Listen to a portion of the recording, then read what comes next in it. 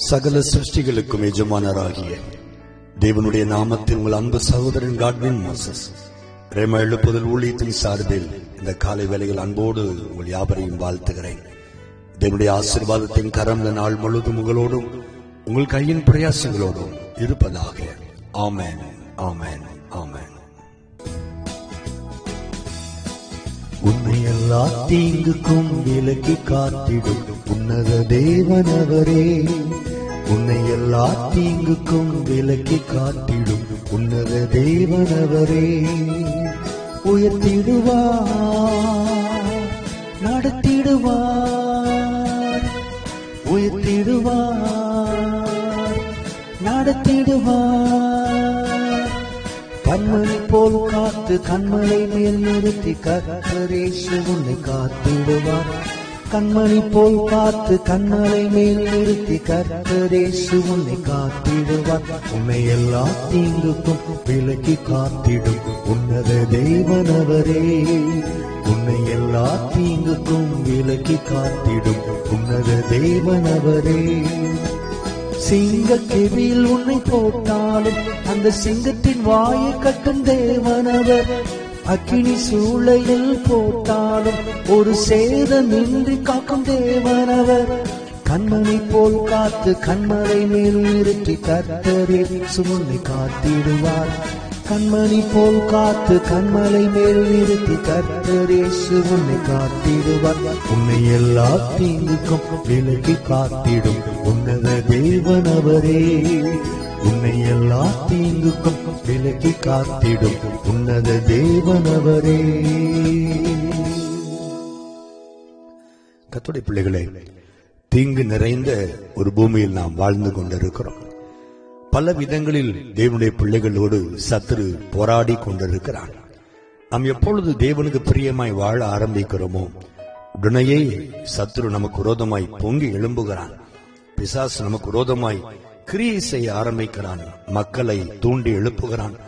சூழ்நிலைகளை உருவாக்குகிறான். நமக்கு விரோதமாய் பல ஆயுதங்களை உருவாக்கி எப்படியாவது நம்மை சோர்ந்து போகும்படி செய்து மீண்டும் ஆண்டவரை விட்டு விலகி அவனோடு நாம் வந்து சேர வேண்டும் என்று அவன் விரும்புகிறான். ஆனால் கர்த்தர் சொல்லுகிறார், நான் உன்னை எல்லா தீங்குக்கும் உன்னை விலக்கி காப்பேன். எல்லா தீங்குக்கும் விலக்கி காக்கிற ஒரு நல்ல ஆண்டவர் இந்த காலை வேளையில் நம்மோடு கூட பேசிக் கொண்டிருக்கிறார். தேவனுடைய பிள்ளைகளே, மனிதர்களால் வருகிற தீங்குகள், வேலை ஸ்தலத்திலே பொறாமையான மனிதர்கள் நமக்கு விரோதமான காரியங்களை செய்கிறார்கள். நமக்கு விரோதமான குற்றச்சாட்டுகளை, வீண் பழிகளை சுமத்தி நம்மை வேலையிலிருந்து தூக்கும்படி முயற்சிக்கிறார்கள். சொந்த உறவுகளிலே நமக்கு தீங்கு செய்கிற மக்களை நாம் பார்க்கிறோம். நம்மை குறித்து இல்லாத பொல்லாத காரியங்களை வீடு வீடாய் சென்று தூற்றி சபையிலெல்லாம் தூற்றி திரிகிற மக்களை நாம் பார்க்கிறோம். நாம் சரியாக வாழக்கூடாது, நாம் ஒன்றுமில்லாமல் போக வேண்டும் என்றுதான் சத்துரு விரும்புகிறார். ஆனால் கர்த்தரோ நமக்கு நித்திய வெளிச்சமாய் இருக்க விரும்புகிறார்.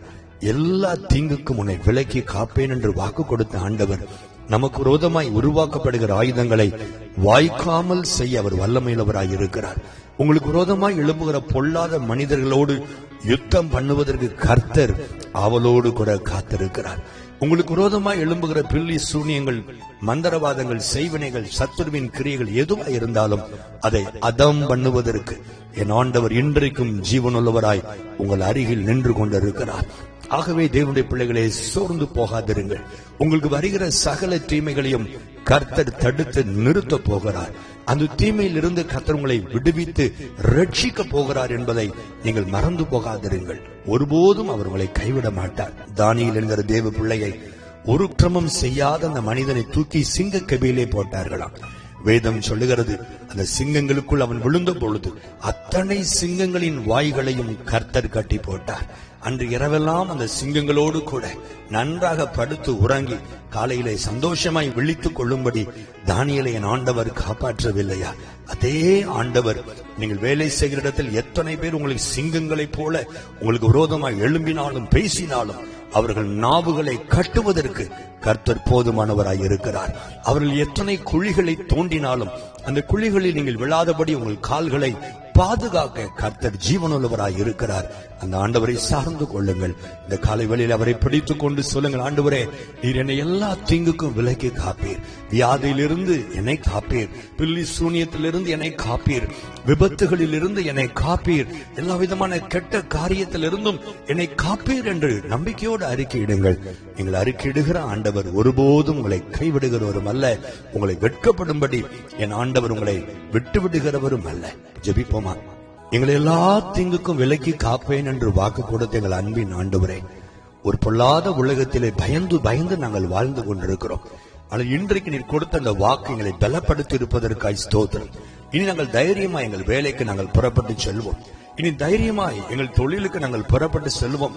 இனி தைரியமாய் எங்கள் பிரயாணங்களை நாங்கள் மேற்கொள்வோம் ஆண்டவரே. காரணம், தீங்குகளுக்கு விலக்கி காக்கிறவர் எங்களுக்கு முன்பாக நடந்து செல்லுகிறீர், அதற்காய் ஸ்தோத்திரம். எங்கள் வலது கரத்தை பிடித்திருக்கிறீர், அதற்காய் ஸ்தோத்திரம். ஒருபோதும் நீர் கை விடவே மாட்டீர், அதற்காய் ஸ்தோத்திரம். அப்பா, இப்பொழுதும் என்னோடு கூட ஜெபித்துக் கொண்டிருக்கிற அன்பு பிள்ளைகள் ஒவ்வொருவர் மேலும் உங்கள் அன்பின் கரம் இப்பொழுது அமருவதாக.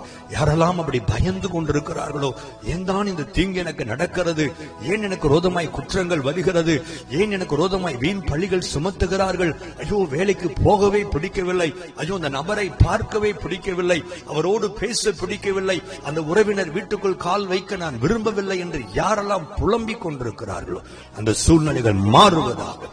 இயேசுவின் நாமத்தில் கர்த்தருடைய வலதுகரம் இன்றைக்கு உம்முடைய பிள்ளைகளை பலப்படுத்தும்படி நான் ஜெபிக்கிறேன். உம்மை தாண்டி யாரும் எங்களை தொட முடியாது, உம்மை தாண்டி ஒருவரும் எங்கள் மேல் கை போட முடியாது என்பதை அறிந்திருக்கிறோம் ராஜா. நீர் எங்களை சுற்றிலும் அக்கினி மதலாய் இருக்கிறீர், அதற்காய் ஸ்தோத்திரம். கேடகமாய் இருக்கிறீர், அதற்காய் ஸ்தோத்திரம். அல்லேலூயா. இன்றைக்கு உம்முடைய பிள்ளைகளை மகிழ்ச்சியோடு கூட கர்த்தர் வழி நடத்துவீராக. பிள்ளைகள் ஜெயத்தோடு சந்தோஷமாய் இரவு மீண்டும் நாங்கள் வீடுகளுக்குள் திரும்பி வரும்படி கர்த்தர் உதவி செய்யும்படி நான் ஜெபிக்கிறேன். பிள்ளைகள் எடுக்கிற எல்லா பிரயாணங்கள் அது எவ்வளவு தூரமாய் இருந்தாலும் தீங்குகளுக்கு விலக்கி காத்து உடைய பிள்ளைகளை ஆசீர்வதிப்பீராக. என் தேவனுடைய கரம் அப்படி செய்கிற அன்புக்காக உமக்கு ஸ்தோத்திரம், கொடான கோடி ஸ்தோத்திரம். இந்த நாளிலும் திருமண நாளை, பிறந்த நாட்களை காண்கிற பிள்ளைகளையும் வாழ்த்தி ஆசீர்வதிக்கிறேன். வாழ்நாளெல்லாம் தீங்கை காணாதபடி உடைய பிள்ளைகளை ஆசீர்வதிப்பீராக. தேவநாமத்தை மகிமைப்படுத்தும் இயேசுவின் நாமத்தில் ஜெபிக்கிறோம் நல்ல பிதாவே. ஆமென், ஆமென், ஆமென்.